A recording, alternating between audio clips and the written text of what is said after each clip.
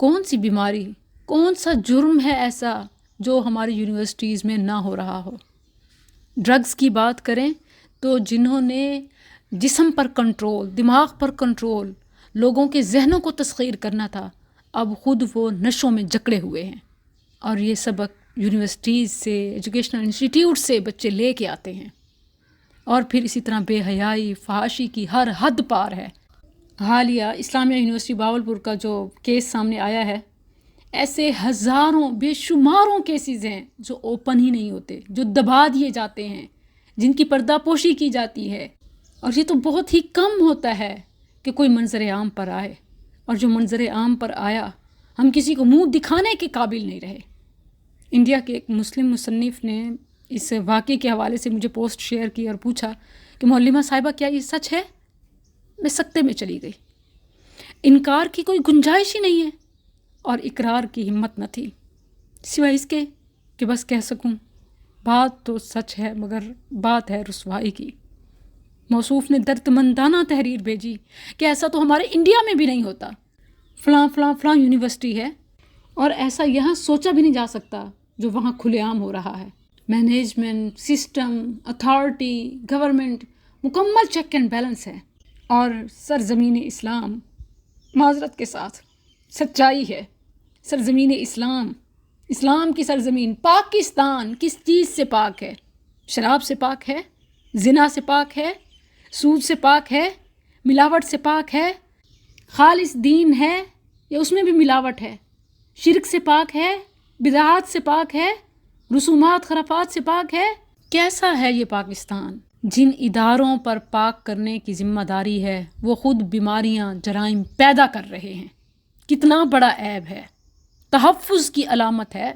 Army, retired army officer, CSO، موجودہ security head university کا، حفاظت کرنے والے، عزتوں کے رکھوالے، عزتوں کے لٹیرے بن گئے۔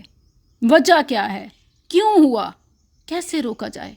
نماز کی پابندی بہت ہی آسان فارمولہ ہے، اسلام میں اس کو کیوں بنیادی اہمیت ہے؟ قیامت کے دن کیوں سب سے پہلا سوال ہے؟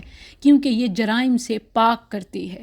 ان الصلاۃ تنہی عن الفحشاء والمنکر، تلاوت قرآن، اتل ما اوحی الیک من الکتاب۔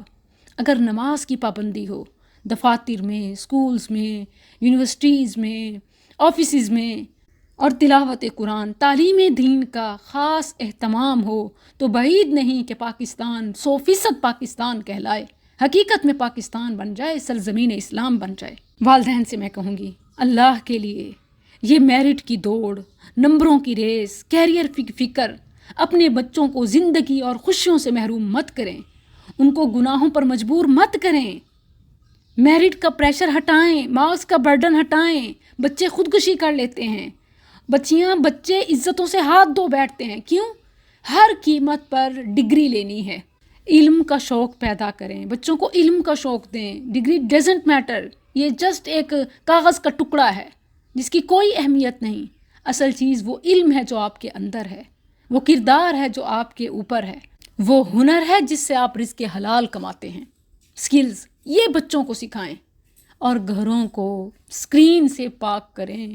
یہی یونیورسٹیز کے افیئرز، رات کو بچیاں ڈراموں میں دیکھتی ہیں، پروفیسر سے ملاقاتیں، باتیں، نمبروں کا لینا، گولز اچیو کرنا، شارٹ کٹ، 2 نمبری، چالاکی، یہ رات کو سبق دہراتی ہیں، اسکرین پہ پڑھتی ہیں، صبح جا کے امپلیمنٹ کرتی ہیں، اور اس شارٹ کٹ سے اپنے مقصد پورے کر لیتی ہیں۔ پورا دھندا ہے، بے شک گندا ہے، کاروبار ہے جو ہو رہا ہے، کرنے والے کروانے والے دونوں کے اپنے اپنے مفاد ہیں، خواہشات ہیں۔ پھر کس چیز کا رونا؟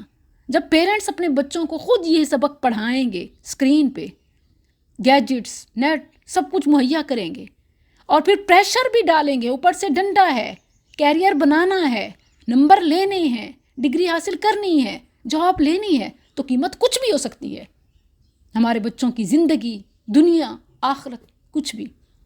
پھر کیوں کہتے ہیں بڑا افسوسناک واقعہ ہے، بہت برا ہوا، نہیں ہونا چاہیے۔ اب بندہ کرے تو کرے کیا؟ اسکول، کالجز، یونیورسٹی بھیجیں، بڑے مسئلے، نہ بھیجیں اس سے بھی زیادہ، رشتے تک نہیں ہوتے، کمائیں گے کہاں سے، کریں گے کیا، کھائیں گے کہاں سے؟ پھر تو وہی اچھے جنہوں نے اپنے بچوں کو کچھ نہیں پڑھایا، ہم نے تو پلاٹ بیچے، زیور بیچے، فاقے کاٹے، یہ وہ کیا. ہماری قسمت میں یہی لکھا تھا. ہمارا طریقہ غلط ہے، ہماری سوچ غلط ہے، قیمت نسلیں چکا رہی ہیں. بدلیے اپنی سوچ کو، علم کی طرف آئیں، ہنر کی طرف آئیں، مقابلے بازی سے، کمپٹیشن سے، کیریئر کی ریس سے، بچوں کی ظاہری حالت سے پیاری لگ رہی ہے، اچھی لگ رہی ہے، فٹنس کیسی ہے، فیشن کیسا ہے، کپڑا کیسا ہے، اس کے بجائے بچوں کے عملوں پہ، بچوں کے دلوں پہ توجہ دیں. ان اللہ لا ينظر الى صورکم واموالکم ولکن ينظر الى قلوبکم واعمالکم. اللہ تمہاری شکلوں کو، تمہارے مالوں کو نہیں دیکھتا، تمہارے برانڈڈ چیزوں کے، امپورٹڈ خریداری کے. اللہ اس کو نہیں شمار کرتا. اللہ شمار کرتا ہے، اللہ دیکھتا ہے تو تمہارے دلوں کو دیکھتا ہے، تمہارے عملوں کو دیکھتا ہے. یہ چیزیں بازار سے نہیں ملتی، مارکیٹ سے نہیں ملتی، انسٹیٹیوٹ سے نہیں ملتی. یہ گھروں سے نکلیں گی، یہ مائیں دیں گی، یہ باپ دیں گے.